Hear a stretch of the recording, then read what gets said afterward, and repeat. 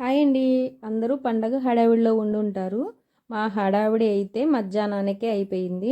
ఇంకా నా పనులైతే స్టార్ట్ చేసుకున్నాను. పొద్దుట ఇంట్లో పూజ లేట్ అయిపోయింది. అందుకని గుడికైతే వెళ్ళలేదండి. సాయంత్రం వెళ్ళొచ్చు అన్నారు పిల్లలు. సరే అని 3 నుంచి పని అయితే స్టార్ట్ చేసుకున్నాము. ఇంకా తిన్న గిన్నెలు, పొద్దుటే స్నానాలు చేసిన బట్టలు, ఇంక ఇవన్నీ అయితే చేసుకుంటున్నాము. ఇంకా స్నానాలు చేసి అయితే గుడికి వెళ్దామని రెడీ అయితే అవుతున్నామండి. నేను గిన్నెలు రుద్దుకుంటున్నాను. మా అమ్మాయి ఏమో వాటర్ పడుతుంది. మా అబ్బాయి బట్టలు నానబెట్టేశాడు. ఇంకా అమ్మాయి వాటర్ బాటిల్ అయితే ఫ్రిడ్జ్లో పెట్టేసుకుంటుంది. ఎండాకాలం కదండి, మా అమ్మాయి కూలింగ్ వాటర్ లేకుండా అస్సలు అయితే ఉండదు. మామూలు వాటర్ అస్సలు తాగదు, ఫ్రిడ్జ్ వాటరే తాగిద్ది. ఇంకా అందుకని అమ్మాయి వాటర్ పెట్టుకునిద్ది. ఆ వాటర్ ఎవరైనా తాగితే ఇంకా గోల గోల చేసిద్ది. ఎంత పని చేసిద్దో అంత పేచి పెట్టిద్ది. ఇంకా ఇల్లంతా క్లీన్ అయితే చేసుకుంటుంది.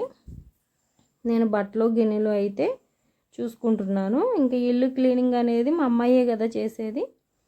పొద్దుట పూజ చేసిన పువ్వులు అవన్నీ అయితే తీసేస్తుందండి. తెల్లారి పూజ చేసుకోవాలి కదా, అలాగే స్కూల్కి వెళ్ళాలి. అందుకే లేట్ అయిపోయిద్ది అని చెప్పి ఇప్పుడే క్లీన్ చేసుకుని పెట్టేసుకుంటుంది అవన్నీ. మా అమ్మాయికి ఇంట్లో పనులంటే చాలా ఇష్టం అండి. అలాగే పూజలు కూడా చాలా ఇష్టంగా చేసిద్ది. ఏది నేను చేయమని అయితే చెప్పనండి, అన్నీ అమ్మాయి ఇష్ట ప్రకారమే చేసుకునిద్ది. అలా పని చేస్తుంటే నాకే ఒక్కొక్కసారి జాలేసిద్ది. ఎందుకు ఇంత కష్టపడి ఇంట్లో పనులు చేస్తుంది అని అయితే అనుకుంటాను. కానీ ఆడపిల్ల కదండి, పనులు నేర్చుకోవడంలో తప్పులేదు కదా. నేనైతే గిన్నెలు కడిగేసుకున్నానండి. అలాగే బట్టలు కూడా ఉతికేస్తున్నాను. బట్టలు ఉతికేస్తే ఇంక నా పని అయితే అయిపోయిద్ది. పిల్లలు నాకు వాళ్ళంతటి వాళ్ళే హెల్ప్ చేస్తారండి, నేనేమి అడుగును. అబ్బాయి టీవీ ఎక్కువ చూస్తాడని ఇలా ఒక్కొక్కసారి పనులు అయితే చెప్తాను నేను. ఒక్కొక్కసారి వాడికే చేయాలని ఉంటే వాడే వచ్చి చేస్తాడు.